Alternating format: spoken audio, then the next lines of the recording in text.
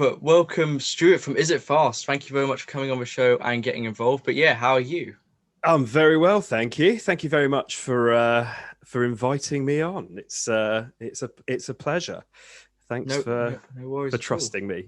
Yeah, that's okay. Well, I'm gonna ask you what I often ask my guests on the show. And when did you first become interested in motorsport? Whoa. I've always kind of had an outlying passion for it. Um, I've told the story before, and I never find it boring, so I'll tell it again. Um, it must have been 1992 or something thereabouts. I was a young lad, and I needed a new waste paper bin.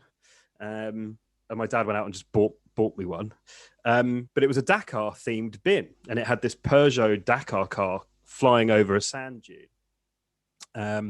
And I thought, that's cool. I wonder what that is. So I started kind of learning about it and getting interested in it. And I kind of fell in love with really kind of cross country rally stuff initially. I just thought the cars were cool and everything was amazing. So yeah, kind of it's one of my earliest motorsport memories. I was always into cars, but then that just completely, and then yeah, it just evolved from there really into kind of almost anything with an engine and a couple of wheels. So yeah, that was kind of that really.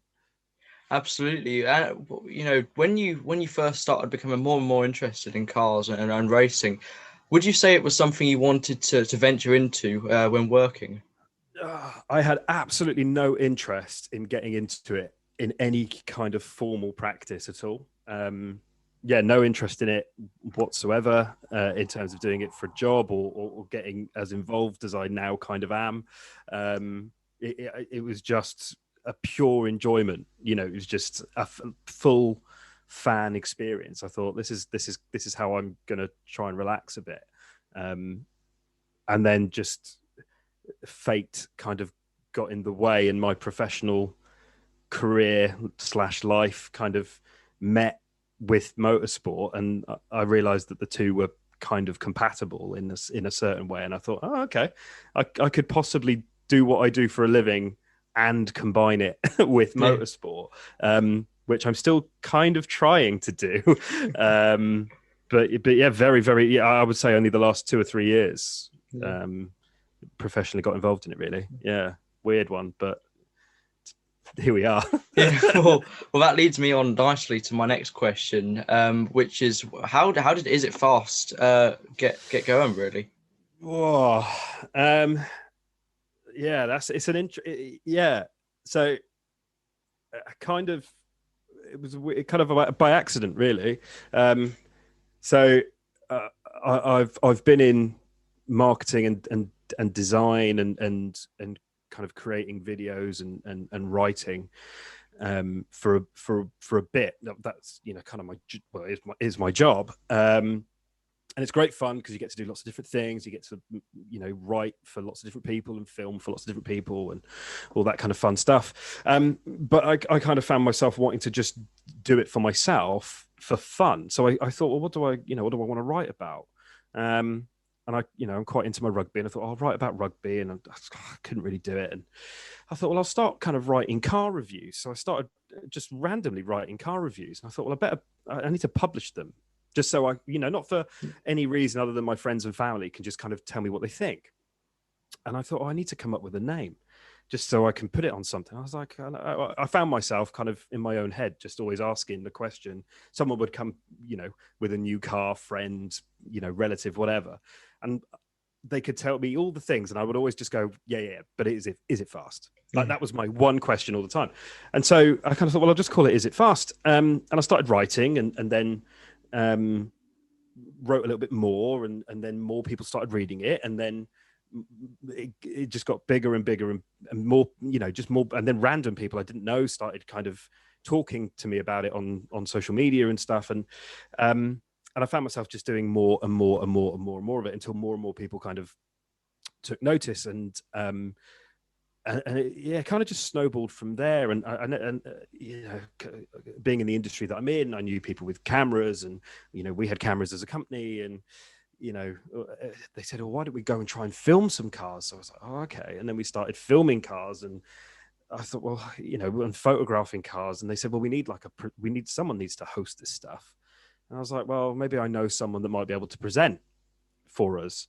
And I invited him along, and he bailed on me at the last minute, but I was already there with the car and the camera guy. And I was like, well, I suppose I better do it then. And so, and that was kind of it, just kind of, self-shot some stuff. And yeah, just kind of, that was 4 years ago. And then I just combined my professional marketing agency stuff with Is It Fast, and started kind of trying to make it a thing. And thankfully it's kind of a thing. Is that kind of an answer? I guess. Yeah, definitely. Yeah. Well, I was going to say, did you ever expect it to get this far, really? Because it's really taken off, and it's great to see on social media and everything like that. Yeah, thanks. No, I didn't expect it at all. Not one bit, for a variety of reasons. It's huge amounts of competition out there. I don't like being on camera. Weirdly, I know, I kind of have a persona, almost kind of Alan Partridge meets Jeremy Clarkson type of persona when I do these things. It's kind of like a protection thing, I guess, but it works, I guess. And yeah, I had no idea it was gonna be even remotely as well received as it has been.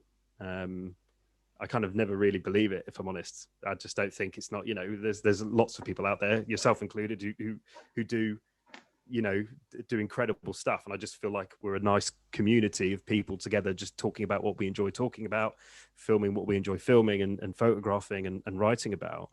I guess I was just in the right place at the right time. And I've managed to combine a couple of the things I've done in the past to make it kind of pay a little bit of money so that I can keep the lights on, really. So yeah, it's a weird one, but it's taken on a life of its own, really. So yeah, it's crazy. Yeah, it's crazy. It must be really rewarding as well for working with people like Team Hard. That must be really cool.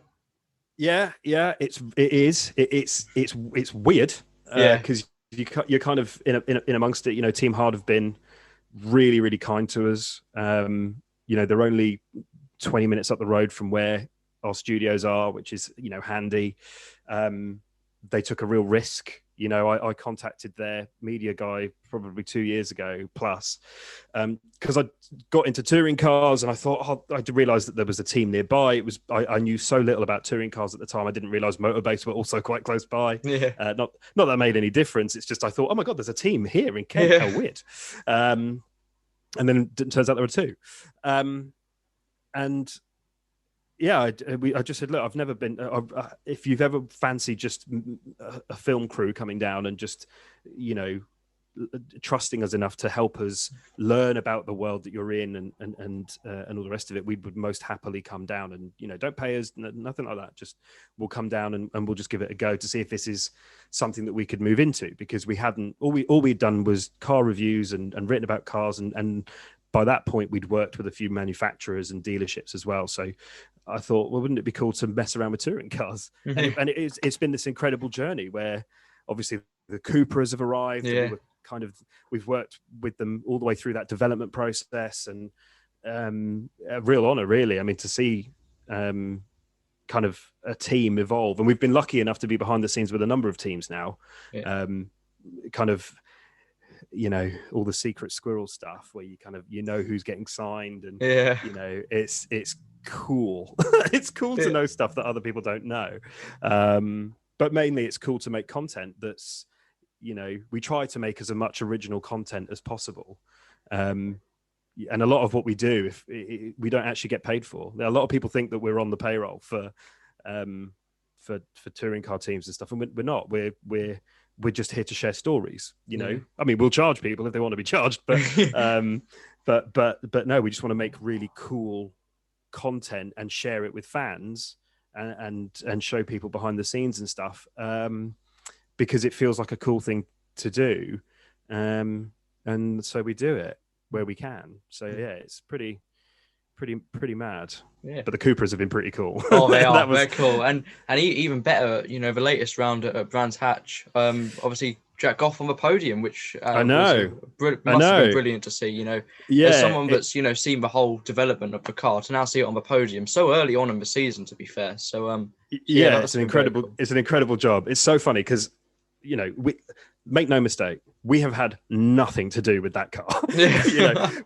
We come along probably one day every now and again. We do some filming, we talk to the guys, we interview some of the drivers.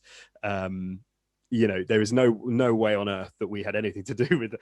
But when you things like when you saw Glyn get his accident at Thruxton, you kind of go, oh my god, you feel this weird affinity, and I feel that with frankly with all the drivers we've ever spoke to on Is It Fast. It sounds really weird, I've probably met these people a handful of times, if that. I've met the teams a handful of times, bar maybe hard, but they're also, I mean, you'll know this, you've spoken to them, and they're all such lovely people. They open up, it's kind of, and then suddenly you go from kind of having your favorite team or your favorite driver when you were a fan to suddenly kind of looking at the grid and going, go on Nick, go on Jade, go on Dan, go on Jack, go on everyone, and you kind of just go, oh, okay, well it's a really cool little family. So yeah, but yeah, I take full credit for that podium. It was me and my camera crew. You're welcome, Jack. That was definitely because of us. Yeah, it's incredible development. I'm really excited about how it's gonna.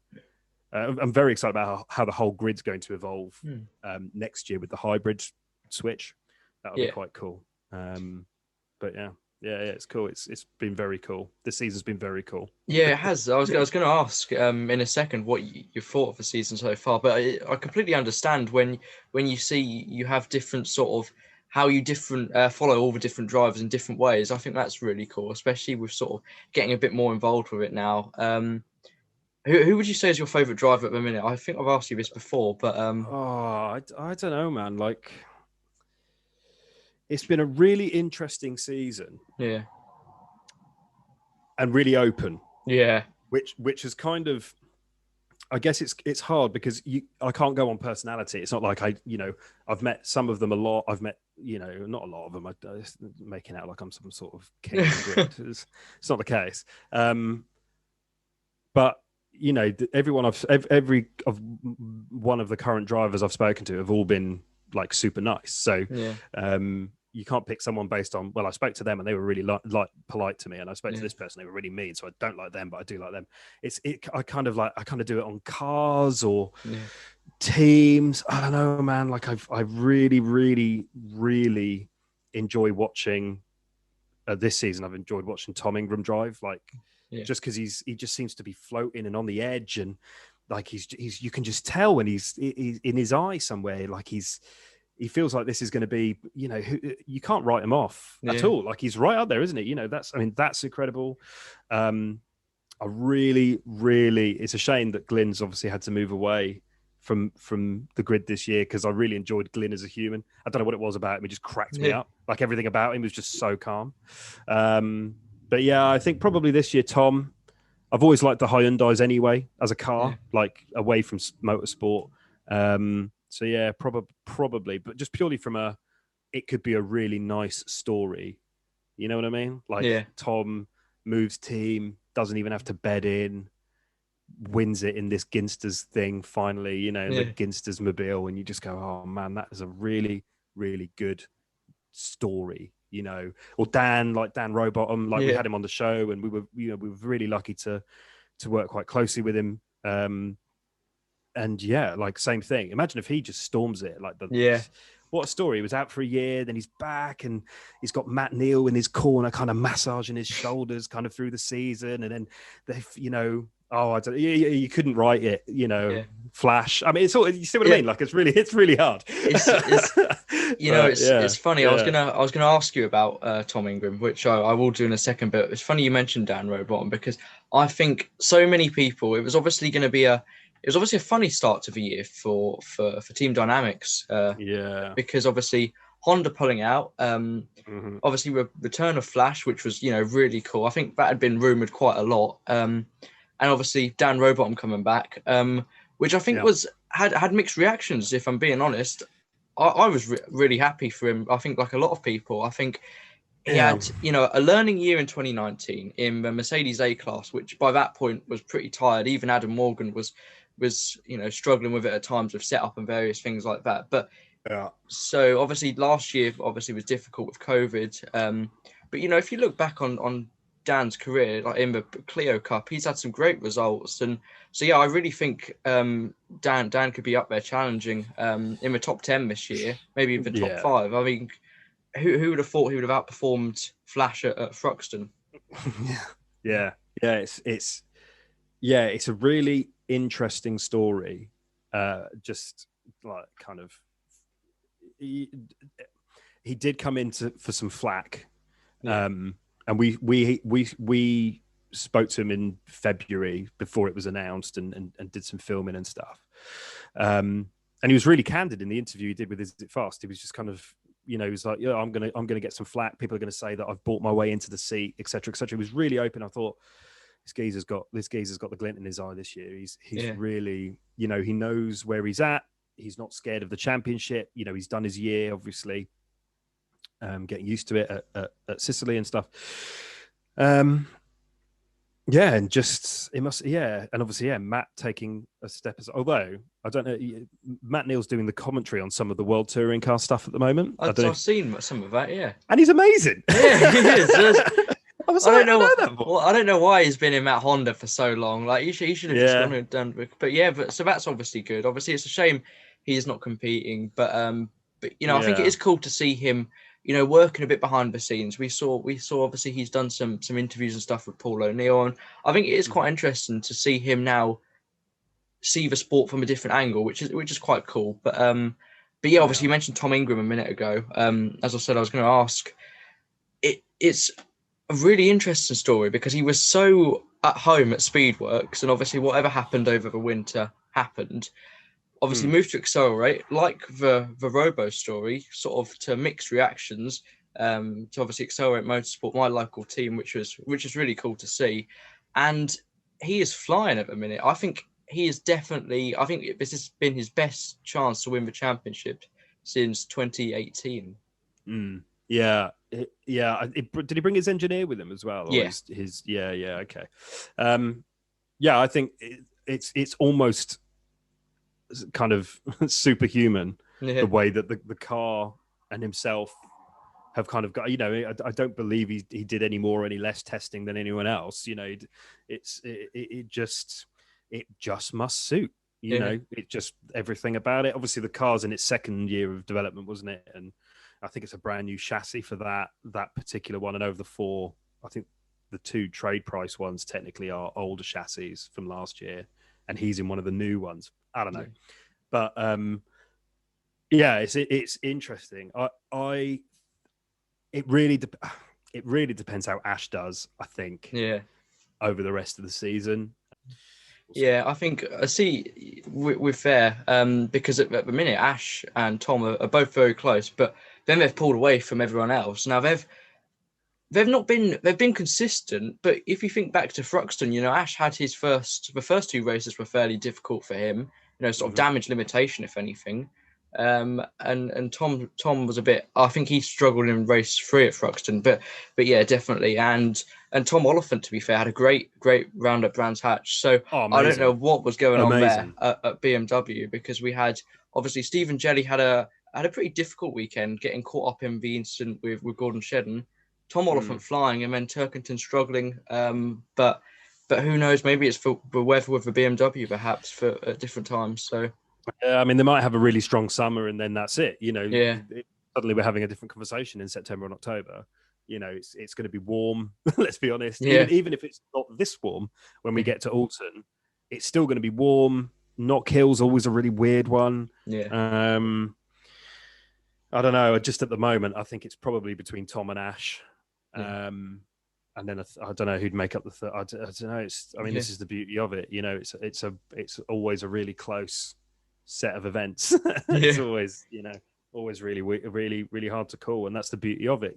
There's almost no other racing championship like it, really. So in fact, there isn't. I mean, let's be honest. No. It's probably the closest racing you're going to get. So yeah, it's I'm really enjoying it. I'm really enjoying it. It's been really fun. Kind of just, we're not doing an awful lot with Is It Fast with the touring cars during the season. So, we're not kind of trying to get interviews or trying to film much. So it's quite nice to be able to sit back as a fan and just kind of sit there, get my day. So it's like, just say to the missus, I'm just watching this. That Sunday's out of the game. I'm going to watch every support race. I'm going to watch absolutely, it's just, especially I'm like a pig in poop when it comes to that. It's just brilliant. It's just brilliant. So yeah, absolutely. Well, yeah, it's been a really interesting season so far. Another talking point from earlier this season, obviously Josh Cook had a fantastic start to the season. He's third at the minute, but also Jake Hill, I think we discussed before the season started that he's going to be right up there. Do you think he's still going to be able to challenge for the title? Obviously Motorbase have now got manufacturer backing as well, so that must help. Without a doubt, write Jake Hill off at your peril. Yeah. He says, without mentioning him once previously in this conversation. He's just quick. We've chatted about it before. We were a bit of testing, and he was quick in testing, and I think that Ford's got more to give. I think that Focus has got more to give. I think they would have gone away, done a little bit of messing about. Technical messing about, whatever these clever people do, and I think it's got. I don't know if he'll, because it's still a new. This is the thing. It's still new for him. Yeah, he's taken to it and to the team, kind of like the new amalgamated setup, really, really well, isn't he? From outside looking in, so we're still, I still have to remind myself, this is still a new setup for him. This is still a new car. It's, still behind the scenes, probably ever so slightly different. So, I think he's probably going to he'll wins, podiums before the end of the season. He'll collect a few more, definitely. I think he might be a kingmaker, if you know what I mean. I think he might, his results might influence what happens kind of further afield. So it'd be quite interesting to see. It's a bloody quick car though. Yeah, it's really good. I think driver. It was obviously fairly rushed at the start of last season. Obviously, getting it all ready, getting the three Motorbase cars built. So obviously had a pretty strong year actually last year with the Ford, and it's just going to get better and better. So they're definitely going to be ones to look out for. But agreed. Agreed. But my final question really for you is, obviously with Is It Fast, you've done so much with road cars, reviews, obviously you've stuff for touring cars. But would you say there's anything in the future you'd like to achieve, any other aims basically with Is It Fast? Oh, I'm a bit of a I don't know. It's not just me anymore, which is good. But obviously, it means that we have different influences and different people that want to do different things. So, is it Fast? We've stretched and evolved into not just cars now. So, and not just kind of touring cars and bits as well. So we've got live motorsport on Is It Fast now. So isitfast.tv is a thing. So over the course of this year, we're trialing, or the rest of this year, we're trialing certain events and certain things. So you can tune in. I mean, obviously, the world depending. You should be able to watch the China GT on Is It Fast. You should be able to watch the X-Cat powerboat racing, the catamaran racing from Sardinia and Dubai.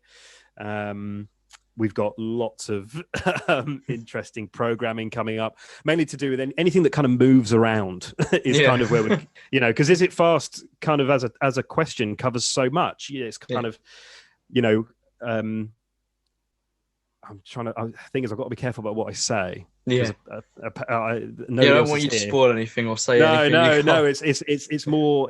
We are in negotiations with lots of people at the moment. So, but I can tell you things like e-scooters, possibly things like RC cars, there's loads and loads of stuff in the works, and then into 2022 we are hopefully going to be moving into kind of a lot more live sport and a lot more highlights. You know, we did some work with the other touring car championship this year, covering the TCR racing and doing kind of live coverage and highlights coverage of that. So yeah, there's lots and lots and lots. It seems like the more we do it, Is It Fast, the more we get to do, which is beautiful. Exciting partners and sponsors and stuff, kind of coming on board and being part of it with us. And the idea is that we can just make more stuff and share it kind of more readily, so that, you know, we've started doing podcasting, which was something I used to do in the old days when it used to be a voice thing. Yeah. But now apparently you have to have a camera on. So there's lots and lots and lots and lots to do, along with kind of running another business at the same time, which is quite time consuming. So yeah, it's very exciting stuff on the horizon. And yeah, hopefully it won't be long before you see not me. Does that make sense? Hopefully we'll have a number of different presenters and stuff as well. So just giving more choice to people. You know, I'm annoying, I get it. Don't want people not tuning into cool car or motorsport or whatever content because of me. That would make me feel quite bad. So you know, we're looking to bring some other people on board as well. So yeah, pretty busy at Is It Fast HQ. Oh, in fact, we're also moving HQ.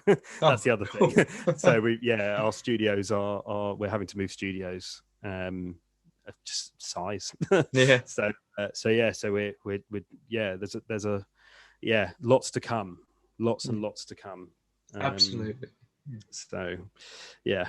There you go. There's a sales pitch for you. Exciting times ahead. Well, thank you very much for coming on the show and having a chat. It's been good to catch up. Good to, thank you. You know, share our thoughts on the touring car season so far. And, you know, we've got plenty more to look forward to. So thank you. Yes, and hopefully we'll get to see more of you trackside as well. Hopefully. I really enjoyed that. We'll get to kind of get you in there. Yeah, absolutely. Kind of doing all the stuff. No, awesome. Thanks, man. Really appreciate it. Thank you very much. Cheers.